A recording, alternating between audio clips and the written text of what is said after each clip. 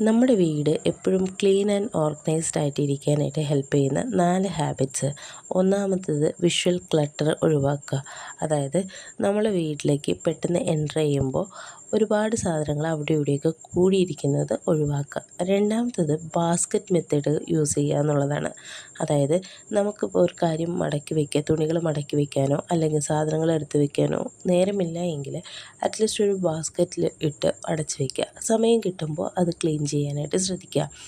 മൂന്നാമത്തെ കാര്യം സിങ്ക് എപ്പോഴും ക്ലീൻ ആയിരിക്കുക എന്നുള്ളതാണ്.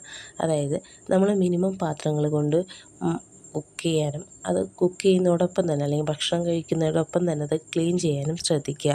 എന്ന് പറയുന്നത് എപ്പോഴും നമ്മുടെ വീടിൻ്റെ എൻട്രൻസ്, അതായത് നമ്മുടെ ഉമ്മറം, അത് ഫ്ലാറ്റ് ആയിക്കോട്ടെ റൂമായിക്കോട്ടെ, നമ്മുടെ വീടിൻ്റെ എൻട്രൻസ് എപ്പോഴും നീറ്റ് ആൻഡ് ക്ലീൻ ആയിട്ടിരിക്കുക. ഒരു പോസിറ്റീവ് എനർജി അതോടുകൂടി നമുക്ക് കിട്ടുന്നതായിരിക്കും.